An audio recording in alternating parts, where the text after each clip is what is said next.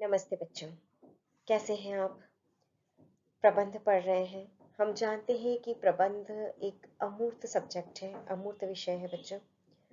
इसको समझने में थोड़ा सा वक्त लगता है, लेकिन एक बार जब समझ में आ जाता है तो बहुत आसान होता है जीवन में विभिन्न क्रियाओं को करना और आगे बढ़ना, क्योंकि बिना प्रबंध के हम आगे नहीं बढ़ सकते हैं।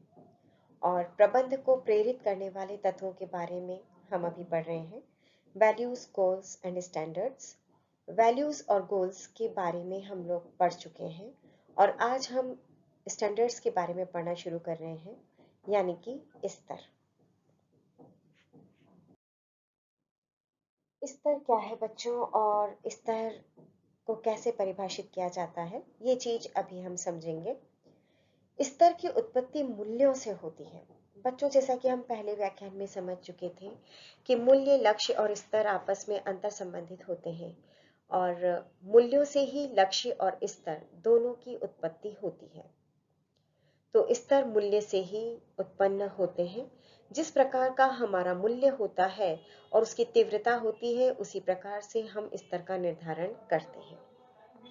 स्तर का निर्धारण लक्ष्य एवं साधन से होता है, या बच्चों हम यूं कहें कि स्तर का निर्धारण साधन से, मूल्य से और लक्ष्यों के आधार पर होता है। लक्ष्यों तक पहुंचने के लिए मूल्यों को आधार रखा जाता है और एक क्रियात्मक रूप दिया जाता है। और स्तर मनुष्य के रहन सहन के तरीके, व्यवहार, कुशलता, सोचना, विचारना, निर्णय लेने की प्रक्रिया इत्यादि से प्रभावित होते हैं। मूल्य और लक्ष्य की अपेक्षा स्तर अधिक स्पष्ट, निश्चित एवं व्यवहारिक होते हैं। बच्चे ये चीज हमने समझ ली थी कि इसे हम एक उदाहरण के द्वारा समझते हैं बच्चों, जैसे कि मूल्य शिक्षा है। ठीक है, लक्ष्य आपने निर्धारित किया, फर्स्ट ईयर पास करना, ग्रेजुएशन करना, ये आपने लक्ष्य निर्धारित किया। अब आप फर्स्ट ईयर में 80%, 85% या 90% कितना लाना चाहते हैं, ये है आपका स्तर। तो हुआ स्तर और भी अधिक स्पष्ट, क्योंकि स्तर क्लियर है। अगर आप कहते हैं कि मैं प्रथम वर्ष में 85% प्राप्त करना चाहती हूँ, लाना चाहती हूँ, तो बच्चों ये साबित हो जाता है कि आपका लक्ष्य बिल्कुल सही है कि आप फर्स्ट ईयर को अच्छे से क्लियर करना चाहते हैं, और इसके पीछे जो मूल्य है वो है शिक्षा। तो स्तर क्योंकि 85% दिख रहा है, तो वो और भी अधिक स्पष्ट है, निश्चित है और व्यवहारिक है।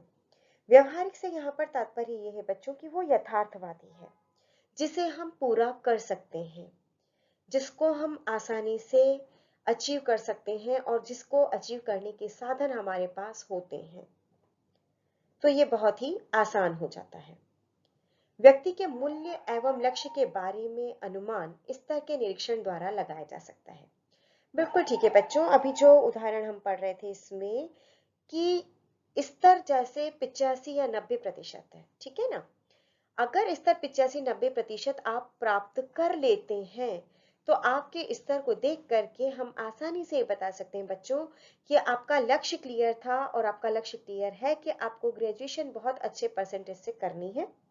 और आपका मूल्य भी हमें समझ में आता है कि शिक्षा आपका मूल्य है, उसमें आपकी रुचि है, तभी आप अपने स्तर को प्राप्त कर पाए हैं।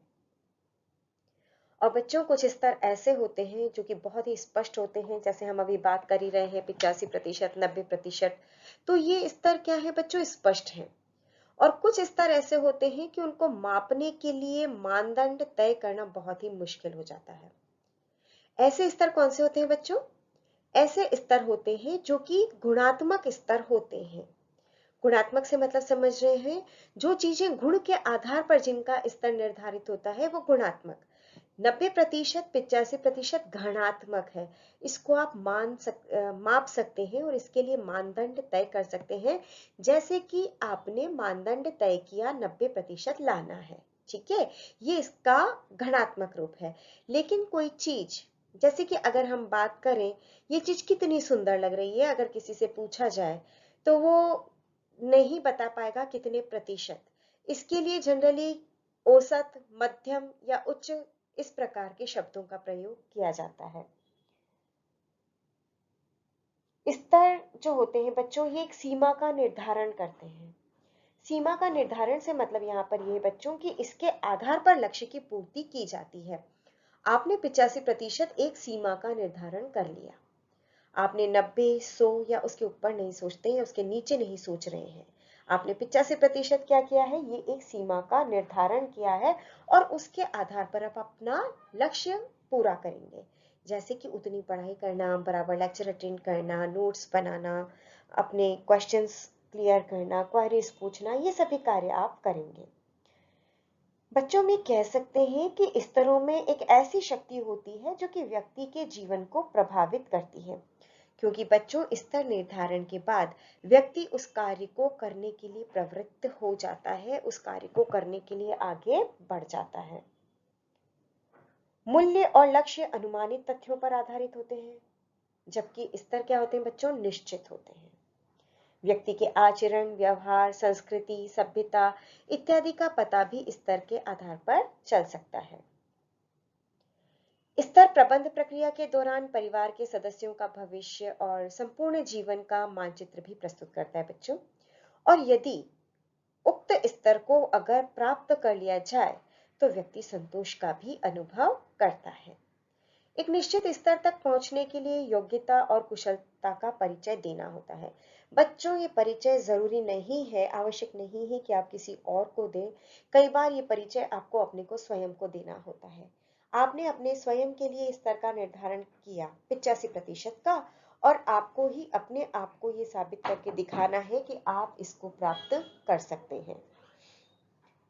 तो स्तर वो चीज है बच्चों की इसमें योग्यता और कुशलता का परिचय देना होता है, और अगर इसमें किसी प्रकार की कमी रह जाए तो स्तर प्राप्ति में कमी हो जाती है, और उसकी प्राप्ति नहीं होने पर व्यक्ति को असंतोष का अनुभव होता है। और बच्चों, ये जो स्तर को प्राप्त करना है ना, ये एक आंतरिक मानक है जिसे कि हम पूरा करते हैं। इस स्तर को प्राप्त करने के लिए कि आप 85% प्राप्त करें, इसके लिए आप पर कोई बाहरी दबाव या नियम नहीं होता है। ये व्यक्ति का एक आंतरिक मानक होता है जो वो स्वयं निश्चित करता है, और ये केवल व्यक्ति या समूह द्वारा बनाए गए मापदंड या मान्यता द्वारा किए जाते हैं। स्तरों का नैतिक आधार होता है और उसके आधार पर ही उचित या अनुचित का भी निर्णय लिया जाता है। यह हमने बात की बच्चों कुछ स्तर के बारे में आपको समझाने के लिए। अब हम बात करते हैं स्तर की परिभाषा के बारे में।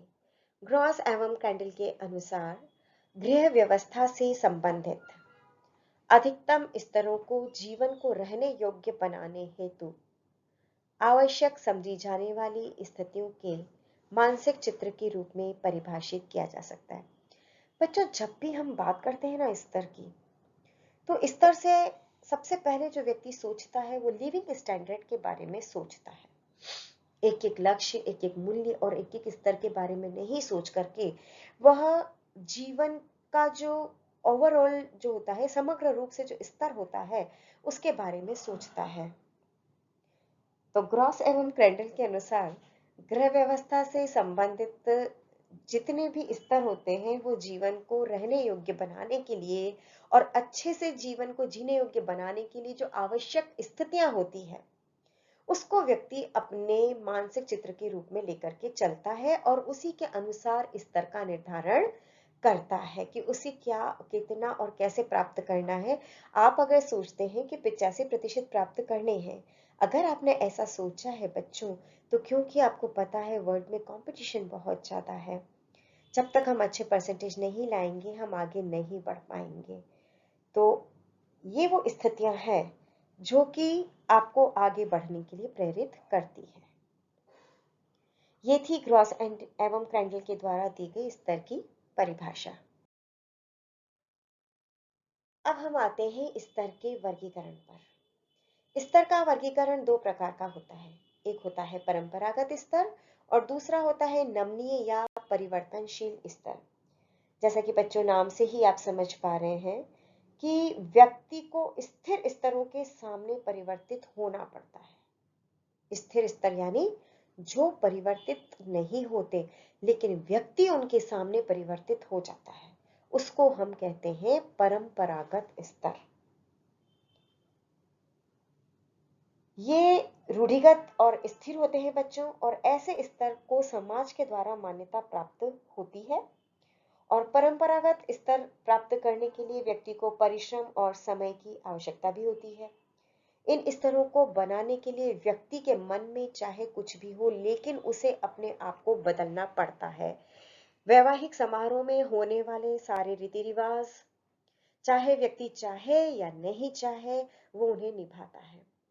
किसी की मृत्यु पर होने वाले संस्कार व्यक्ति चाहे या नहीं चाहे सभी उसे निभाने होते हैं, क्योंकि ये वो स्तर हैं जो कि समाज के द्वारा स्वीकृत होते हैं। और ये समय और स्थान, एक ही समय और स्थान पर भी ये स्थिर रहते हैं। हाँ, इनको निभाने के लिए व्यक्ति स्वयं को बदलता है। जैसे बच्चों, विशिष्ट अवसरों पर सफाई करना, त्योहार आते हैं, सफाई करना निश्चित हो जाता है। भोजन का एक स्तर होता है, किसी विशिष्ट त्योहार पर बनने वाले भोजन भी विशिष्ट होते हैं। जैसे बच्चों, मकर संक्रांति है तो मकर संक्रांति पर खीच का बनना, तिल और गुड़ का सेवन करना, ये वैज्ञानिक दृष्टि से भी महत्वपूर्ण है, लेकिन साथ ही साथ ये एक हमारा परंपरागत स्तर है जिसको पीढ़ी दर पीढ़ी हस्तांतरित किया जाता है। और चाहे व्यक्ति के पास साधन हो या नहीं, व्यक्ति को समाज और अन्य व्यक्तियों के सामने उस स्तर को अपनाना पड़ता है, क्योंकि ये समाज और समूह के द्वारा स्वीकृत किए जाते हैं। व्यक्ति को समाज के द्वारा निर्धारित नियमों, मूल्यों, स्तरों की पालना नहीं चाहते हुए भी करनी होती है, और स्वयं को इन स्तरों के लिए आवश्यकता अनुसार बदलना पड़ता है। उसे हम कहते हैं परंपरागत स्तर। अब है बच्चों नमनीय या परिवर्तनशील। नाम से ही जैसा लग रहा है, नमनीय है, यानी कि उसमें परिवर्तन किया जा सकता है। परिवर्तनशील स्तर जो होते हैं, ये परंपरागत स्तर के ठीक विपरीत होते हैं, और इन्हें व्यक्ति अपनी इच्छा, रुचि, आवश्यकता और सुविधा के अनुसार परिवर्तित भी करता है। समाज के बड़े समूह द्वारा इन्हें मान्यता कभी दी जाती है, कभी नहीं दी जाती है, और व्यक्तिगत तौर पर एक व्यक्ति ही इनका निर्धारण करता है। इस स्तर में साधन उपयोग में बच्चों संतुलन, मित्रता, आराम पर अधिक बल दिया जाता है, और इन सब के आधार पर ही स्तर का निर्माण होता है। ये जो स्तर होते हैं बच्चों, परिस्थितियों के अनुसार परिवर्तित हो जाते हैं, और इस प्रकार के स्तरों को अपनाते समय हमें उनके महत्व को, स्तर का जन्म कहाँ से हुआ, कैसे हुआ, वो कितने और क्यों उपयोगी हैं, समय, परिश्रम, धन, साधन इत्यादि को ध्यान में रखते हुए ही परिवर्तनशील स्तरों को अपनाना चाहिए। उदाहरण के तौर पर बच्चों, जैसे कि हम बात करते हैं वॉशिंग मशीन की, अब तो सभी लोग इसे काम में लेने लगे हैं, लेकिन जब ये पहली बार आई थी, और आज भी ऑटोमेटिक वॉशिंग मशीन के बारे में ये भ्रांति प्रचलित है कि पानी अधिक लगेगा, कपड़े साफ नहीं धुलेंगे, तो जो पुराने और बुजुर्ग लोग होते हैं वो इस स्तर को अपनाने में थोड़े से कठोर होते हैं, वो नहीं अपनाते हैं आसानी से। लेकिन एक कार्यशील महिला है, या जिस महिला के पास अधिक काम है, वो नहीं कर पा रही है, तो बदलती हुई परिस्थितियों के साथ इस तरह के उपकरणों को आसानी से वो अपना लेती है। और बच्चों, जरूरत और परिस्थिति के हिसाब से धीरे धीरे बहुत धीरे धीरे समाज भी ऐसे स्तरों को अपनाता है, लेकिन इसमें बहुत वक्त लगता है। हमने बात की बच्चों स्तरों के वर्गीकरण के बारे में, जो कि दो प्रकार के हैं, परंपरागत और परिवर्तनशील स्तर। अब हम आगे चलते हैं स्तर को प्रभावित करने वाले कारकों की तरफ। सबसे महत्वपूर्ण तो यह है बच्चों की स्तर की उत्पत्ति कहाँ से हुई है। बच्चों, स्तर भी हमारी संस्कृति की ही देन है। मूल्य कहाँ से आए? संस्कृति से। और स्तर कहाँ से आए? मूल्यों से। तो बच्चों, ये सामूहिक जीवन से ही उत्पन्न होते हैं, और परिवार द्वारा ही एक पीढ़ी से दूसरी पीढ़ी में पहुंचाए जाते हैं। प्रत्येक समय, देश, सभ्यता, संस्कृति, इन सभी की भिन्नताओं में अंतर होता है, और भिन्नताओं के अनुसार इनमें भी अंतर पाया जाता है। और बच्चों, स्तर के निर्माण में व्यक्ति अपनी प्रतिष्ठा को, आवश्यकता को और व्यक्तिगत हित को ध्यान में रखता है। स्तर का समय, श्रम एवं धन की दृष्टि से भी बहुत अधिक महत्व है बच्चों। और ये महत्व कैसे है, समय, श्रम एवं धन? क्योंकि जैसे अभी हमने बात की थी, हमने वॉशिंग मशीन का एग्जाम्पल लिया था, तो वो क्योंकि समय श्रम बचाती है, समय और श्रम बचाने के कारण से उस स्तर को आपने अपनाया। तो स्तर को प्रभावित करने वाले कारक है समय, श्रम एवं धन। इसके अलावा बच्चों हम ऐसे ही स्तर निर्धारित करते हैं जो कि व्यवहारिक होते हैं, और उसके अनुसार हमारे पास समय हो, श्रम हो और धन अर्थात साधन भी हमारे पास पूरे हो, तभी हम किसी स्तर को प्राप्त कर सकते हैं। हमारे स्तर मौलिक मूल्यों से संबंधित होते हैं। परिवार की रुचियां, अभिरुचियां, अनुभवों के आधार पर परिवार के जीवन दर्शन और मूल्यों का निर्माण होता है। और मूल्यों के निर्माण होने के बाद व्यक्ति लक्ष्यों का निर्माण करता है, और लक्ष्यों के निर्माण से ही स्तर का निर्माण होता है। और अपने जीवन को सुखमय, समृद्ध और सफल बनाने के लिए अनेक विकल्पों में से चुनाव करते समय उपलब्ध साधन, नवीन विधि की खोज करते हैं, और अपने लक्ष्य और अपने मूल्य को आधार में रखते हुए ही स्तर को निर्धारित किया जाता है। परिवार के सदस्यों का बहुत प्रभाव पड़ता है बच्चों, क्योंकि परिवार को सुखी और सदस्यों के हित के लिए स्तर में परिवर्तन करने की आवश्यकता पड़ती है। स्तर का परिवार के जीवन एवं व्यक्तिगत जीवन पर पड़ने वाले प्रभावों को ध्यान में रखकर ही निर्धारण करना चाहिए। परिवार में कितने सदस्य हैं, उनकी आवश्यकता, उनके मूल्य, उनके लक्ष्य और उनके स्तर सभी अलग अलग होते हैं। तो उसी के आधार पर, उनकी सदस्यों की आवश्यकताओं के आधार पर और परिवार में जो उपलब्ध साधन हैं उनके आधार पर ही स्तरों का निर्धारण किया जाता है। स्तर का सामाजिक स्वीकरण बहुत जरूरी है बच्चों, क्योंकि जो परंपरागत स्तर हैं वो इसलिए अपनाए जाते हैं क्योंकि उनको सामाजिक स्वीकृति प्राप्त है, और सामाजिक स्वीकृति प्राप्त होने के कारण व्यक्ति को उन स्तरों को निभाने के लिए स्वयं को बदलना पड़ता है। लेकिन जो परिवर्तनशील स्तर होते हैं उन स्तर में सुविधानुसार परिवर्तन किए जा सकते हैं।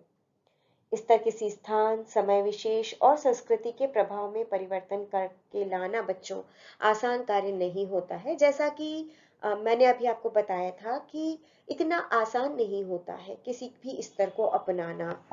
तो परिवर्तनशील स्तर भी व्यक्ति के द्वारा बहुत धीरे धीरे धीरे धीरे अपनाए जाते हैं, और कोशिश की जाती है कि समाज उन्हें मान्यता दे, क्योंकि बच्चों परंपरागत स्तर तो ऐसे ही कि समाज उन्हें सीधे ही मान्यता दे देता है। लेकिन परिवर्तनशील स्तर को समाज के द्वारा तुरंत स्वीकृति प्राप्त नहीं होती है। तो बच्चों ये हमने पढ़े स्तर को प्रभावित करने वाले कारक। अब हम आते हैं वापस अपनी प्रथम स्लाइड जो हमने ली थी बच्चों की, मूल्य, लक्ष्य और स्तर में संबंध। और मैंने आप लोगों को बताया भी था कि मूल्य, लक्ष्य और स्तर में आपस में बहुत ही घनिष्ठ संबंध होता है। ये जो एरो आप देख रहे हैं बच्चों, ये एरो ये बताता है कि ये तीनों आपस में घनिष्ठ से और अंतर संबंधित होते हैं। मूल्य आधार है और लक्ष्य और स्तर निर्धारण में सहायक होते हैं। आवश्यकता, रुचि, अभिवृत्तियां, वातावरण और अन्य अवस्थाओं में परिवर्तन आता है ना बच्चों, तो मूल्यों पर भी प्रभाव पड़ता है। और मूल्य एक व्यक्ति के लिए महत्वपूर्ण होते हैं परंतु अस्पष्ट होते हैं। ये हमने पढ़ा है बच्चों कि मूल्य अस्पष्ट होते हैं, लक्ष्य मूल्य से थोड़ा अधिक स्पष्ट होते हैं, और स्तर और भी अधिक स्पष्ट होते हैं और सुनिश्चित होते हैं। मूल्य शिक्षा है, लक्ष्य आपका फर्स्ट ईयर है, स्तर आपका 85% है। तो जब आप 85% को प्राप्त करेंगे तो आपके लक्ष्य और मूल्य को आसानी से मापा जा सकता है। बच्चों मूल्य के साथ एक खास बात ये होती है कि ये व्यक्ति व्यक्ति में अंतर होता है। किसी एक व्यक्ति के लिए उसके मूल्य बहुत ही अधिक महत्वपूर्ण होते हैं। लक्ष्य मूल्य से अधिक स्पष्ट होते हैं, सीधे होते हैं, और लक्ष्य किसी उद्देश्य की ओर हमें प्रेरित करते हैं, जिसको पूरा करने के लिए हम जुट जाते हैं। और स्तर एक तुलनात्मक आधार प्रस्तुत करता है। तुलनात्मक आधार कैसे बच्चों? 85% आपको फर्स्ट डिवीजन में ऊपर की तरफ ले आ रहा है, 60% पे होता है फर्स्ट डिवीजन, और फर्स्ट डिवीजन लाने के बाद भी तुलनात्मक आधार बन रहा है स्तर के वजह से। एक होता है बच्चों फेल और पास, इस क्लास में या उस क्लास में। एक होता है 85%, 80% या 75%। तो इन तीनों में क्या हो गई, तुलना हो गई। और तुलना का आधार कौन प्रस्तुत करता है, स्तर प्रस्तुत करता है। स्तर की सूक्ष्मता संख्यात्मक माप से गुणात्मक माप तक विस्तृत हो सकती है बच्चों। आराम, सुरक्षा, प्रसन्नता, ये ऐसे मूल्य हैं जिनको पाने के लिए व्यक्ति निरंतर प्रयत्नशील रहता है और ये गुणात्मक इनका माप होता है। और साधनों का उपयोग करके मूल्य को लक्ष्य बनाना और एक स्तर को पाने का व्यक्ति प्रयास करता है। हम इनके संबंध को एक और उदाहरण के द्वारा समझते हैं बच्चों। जैसे किसी व्यक्ति का मूल्य है क्लीनलीनेस यानी कि स्वच्छता। अगर स्वच्छता मूल्य है तो लक्ष्य क्या होगा, एक साफ सुथरा, नीट एंड क्लीन, चमकता हुआ घर, ये लक्ष्य हुआ। और स्तर क्या है, किस हद तक की सफाई, किस सीमा तक की स्वच्छता उस घर में पाई जाती है, उसके आधार पर हम मूल्य का पता लगा सकते हैं। बिल्कुल इसी तरह जैसे कि स्वास्थ्य मूल्य है, तो अच्छी हेल्थ को देखना, अच्छी हेल्थ रखना एक लक्ष्य है कि प्रतिदिन हमारी हेल्थ अच्छी रहे, कोई भी परेशानी नहीं आए। और उसका स्तर क्या होगा, उसके स्तर के लिए बच्चों सेट स्टैंडर्ड ऑफ फूड, किस तरह के फूड स्टफ को हमें अपनी डाइट में लेना है, किसको नहीं लेना है, किसको कम मात्रा में, किसको अधिक मात्रा में, संतुलित भोजन लेना, एक्सरसाइज करना, ये सारी चीजें हमारे स्तर को बताती हैं। तो बच्चों मूल्य, लक्ष्य और स्तर में बहुत ही गहरा संबंध है, तीनों आपस में अंतर संबंधित है। मूल्य आधार होता है जिससे कि लक्ष्य और स्तर का निर्माण होता है। मूल्य बच्चों जीवन को अर्थ प्रदान करते हैं, लक्ष्य जीवन को दिशा प्रदान करते हैं और स्तर हमारे जीवन जीने का तरीका बताता है। हमने हमने प्रबंध के उत्प्रेरक तत्व पढ़ लिए हैं, मूल्य, लक्ष्य और स्तर। और परिवार के सदस्यों में प्रत्येक सदस्य की रुचियां, भविष्य, वातावरण, अनुभव, इन सब के आधार पर, संस्कृति के आधार पर जीवन मूल्य निर्धारित होते हैं। अभिवृत्तियों में परिवर्तन कर अनुकूल पारिवारिक जीवन के फिर तात्कालिक, अल्पकालीन और दीर्घकालीन लक्ष्यों का निर्धारण होता है और फिर स्तर का निर्धारण होता है। और निर्धारित लक्ष्यों के स्तर को प्राप्त करके परिवार अपने जीवन को सुखमय और सफल बनाते हैं। धन्यवाद।